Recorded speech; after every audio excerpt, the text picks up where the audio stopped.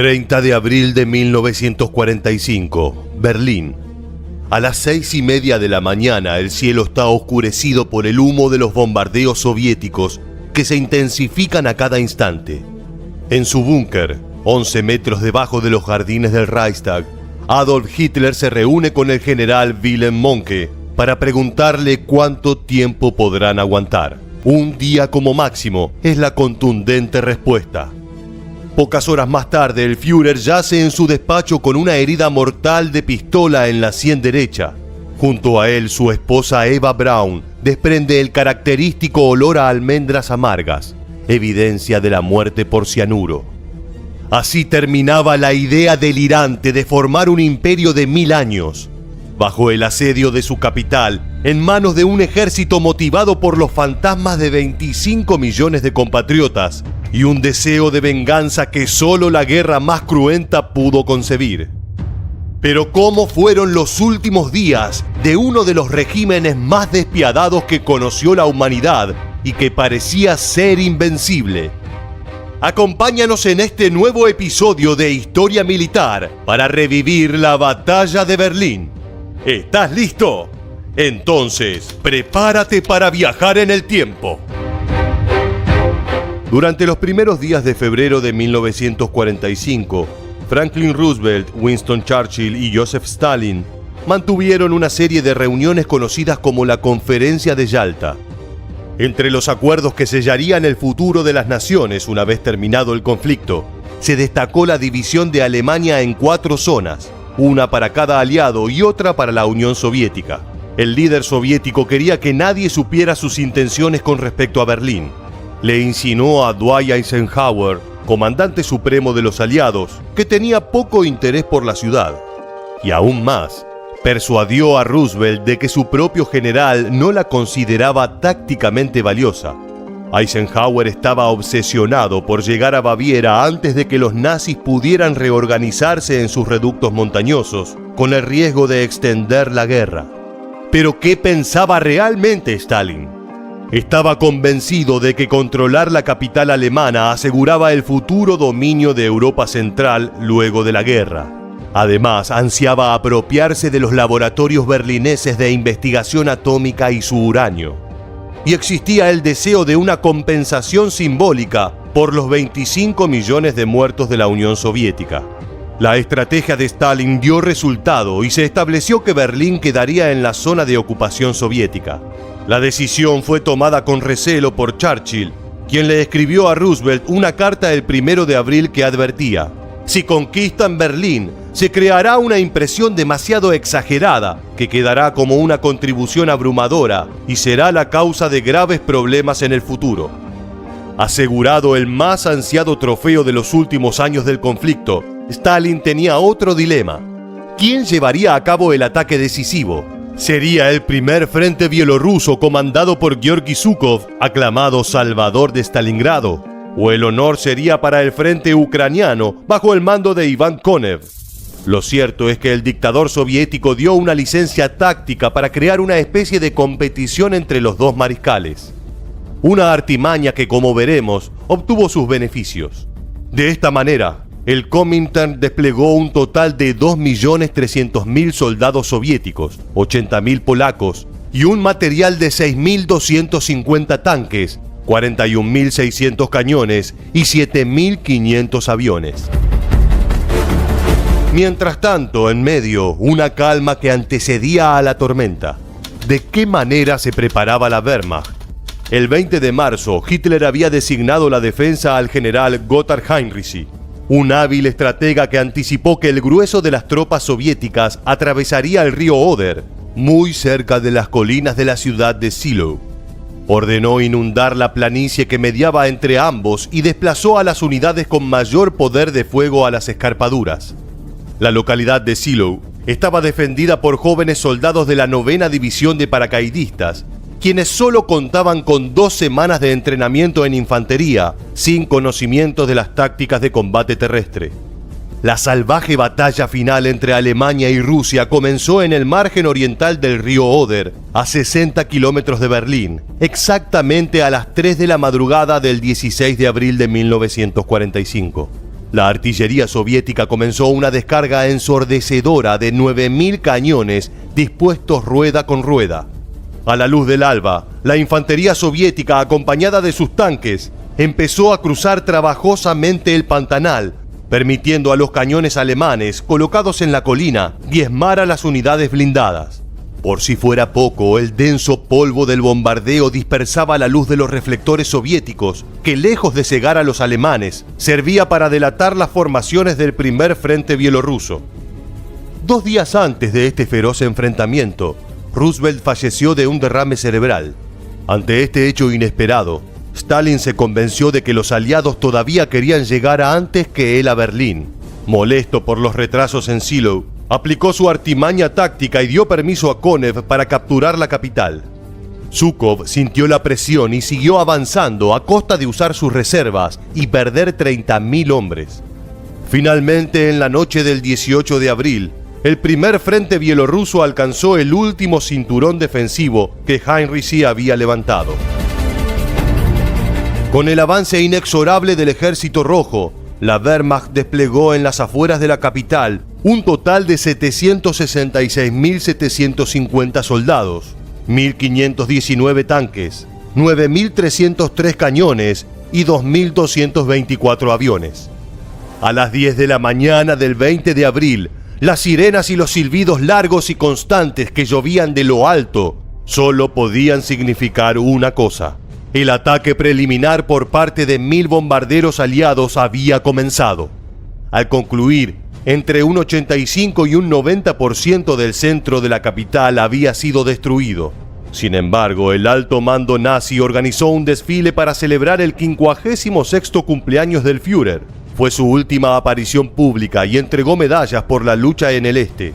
Así colocó una cruel esperanza en el fanatismo devoto de los adolescentes, casi niños, que formaban la juventud hitleriana.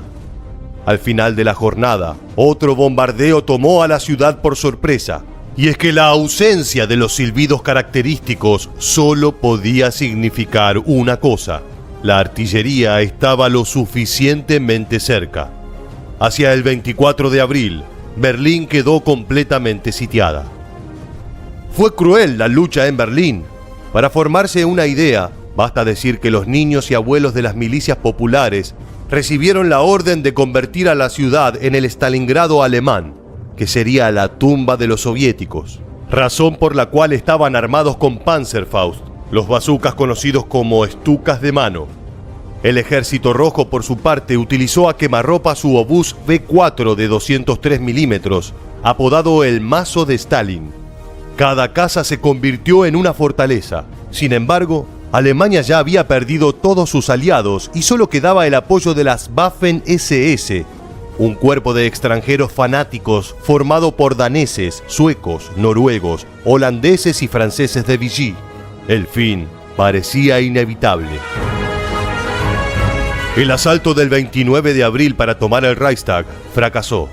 El comandante de artillería de Berlín, Helmut Weidling, pedía a las tropas que detuvieran inmediatamente la resistencia. La orden decía: el 30 de abril de 1945 el Führer se suicidó. Nosotros que le juramos lealtad nos quedamos solos. Todo hace que esta lucha no tenga sentido. Sin embargo, los combates dentro del edificio continuaron hasta el 1 de mayo. Tomar Berlín y darle un final al espantoso régimen hitleriano costó la vida de más de 80.000 soldados soviéticos, 70.000 soldados alemanes y más de 20.000 civiles. Pero finalmente, la bandera roja flameó en la cumbre del Reichstag. Sin embargo, con la toma de Berlín por parte de Stalin, el gran temor de Churchill se había vuelto realidad.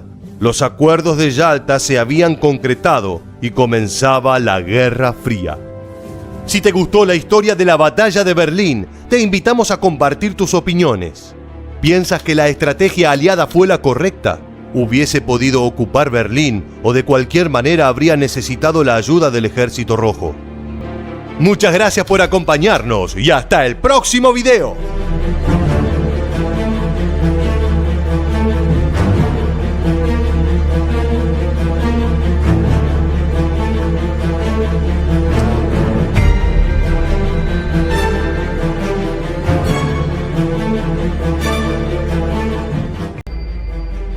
El capítulo final en la destrucción del Tercer Reich comenzó en abril de 1945, cuando Stalin lanzó un brutal ataque hacia el corazón de la Alemania nazi. El objetivo era claro: Berlín debía caer bajo la ocupación soviética, tal y como había sido estipulado en las estrategias acordadas con las naciones aliadas occidentales. La batalla de Berlín fue el último gran enfrentamiento ocurrido en Europa y se trató de un combate desigual que vio a los oficiales alemanes mandando a una muerte segura a niños y ancianos. Del otro lado, el feroz Ejército Rojo buscaba liberar Europa, pero también cobrar venganza después de años de enfrentamientos. La violencia con la que actuaron los soldados soviéticos quedó marcada en la memoria de los berlineses, ya sean militares o civiles. En este nuevo video vamos a repasar las últimas semanas de Berlín bajo control nazi y cuál fue la perspectiva de los locales ante la avanzada del poderoso ejército de Joseph Stalin. Quédate con nosotros para conocer todo al respecto. El 12 de enero de 1945, el Ejército Rojo comenzó su acercamiento a territorio alemán durante la ofensiva de Vístula-Oder, avanzando hacia el oeste a gran velocidad hasta detenerse temporalmente a 60 kilómetros al este de Berlín. La Unión Soviética esperaba el momento adecuado para lanzar la última gran ofensiva contra el Tercer Reich, y así se mantuvo durante varios meses hasta abril de ese mismo año. Del otro bando, los primeros preparativos para defender las afueras de Berlín comenzaron el 20 de marzo, cuando el recién nombrado general Gotthard Heinrichi anticipó correctamente que las tropas soviéticas buscarían atravesar el río Oder. La tensión se mantuvo hasta el 16 de abril de 1945, cuando el primer frente bielorruso, dirigido por el mariscal de la Unión Soviética Georgy Zhukov, comenzó a bombardear el centro de Berlín. En simultáneo, el primer frente ucraniano empujó hacia el sur al resto de las defensas nazis. Durante los meses previos a la batalla de Berlín, los habitantes se familiarizaron con las sirenas que advertían los ataques aéreos de los bombarderos aliados. Cuando los ataques angloamericanos cesaron, muchos pensaron que era el fin de la brutalidad, pero pronto conocieron el poder del armamento urbano soviético. La artillería del Ejército Rojo se quedó grabada en la memoria de los millones de soldados y habitantes que lucharon en ambos lados de la guerra.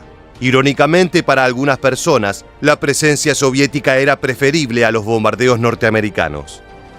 Una de las principales fuentes de información respecto a las vivencias berlinesas es el diario de la novia de un soldado alemán, donde se lee que las mujeres se adaptaban a terribles circunstancias con tal de sobrevivir. Empezando el 20 de abril de 1945, 10 días antes del suicidio de Adolf Hitler, la autora anónima describe las escenas de sus vecinos durante los bombardeos a Berlín. El 22 de abril de 1945 fue una mañana especial para los alemanes berlineses. Esa jornada se despertaron con la típica ración de 200 gramos de pan, 36 gramos de carne y 18 gramos de manteca de cerdo, pero además el Führer mandó un comunicado tajante. Cualquiera que proponga o apruebe medidas que vayan en contra de nuestro poder o resiliencia es un traidor y será fusilado o colgado de inmediato. La atmósfera en la ciudad se tornó apocalíptica, con fusilamientos y torturas a los propios alemanes en manos de las SS. Pronto incluso los niños y los abuelos fueron llamados a defender la ciudad con escasas esperanzas de sobrevivir. Werner Eckert, quien vivió la batalla de Berlín siendo un niño, recuerda: cualquiera que se pusiera una banda blanca en el brazo para rendirse era ejecutado por las SS. Yo vi los cadáveres colgando en la ciudad. Incluso tuve que escribir un cartel para uno de ellos. Decía: soy un cobarde y quería llevar al Tercer Reich al comunismo. Fue lo peor que experimenté de chico. De calle en calle, de casa en casa, las tropas rusas se abrieron camino hasta llegar a la Cancillería de Hitler en el corazón de la capital. El Tercer Reich estaba muerto. Era el fin del reino de terror, o al menos eso parecía.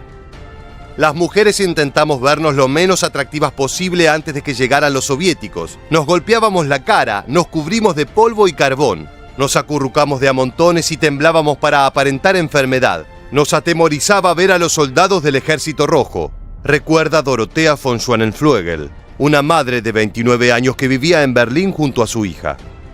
En el Parque Treptow, en las afueras de Berlín, se erige una estatua de unos 12 metros de alto. Es la representación de un soldado soviético con una espada en la mano y una niña alemana en la otra, pisando una esvástica rota. Así se marca el lugar donde murieron 5.000 de los 80.000 soldados del Ejército Rojo que cayeron en Berlín entre el 16 de abril y el 2 de mayo de 1945. La proporción del monumento busca reflejar la escala del sacrificio. La inscripción indica que el pueblo soviético ayudó a salvar a la civilización europea del fascismo y de los horrores que implicó. Para otros, de forma más irónica, es también un monumento a los soldados violadores que aprovecharon el caos de la capital en ruinas.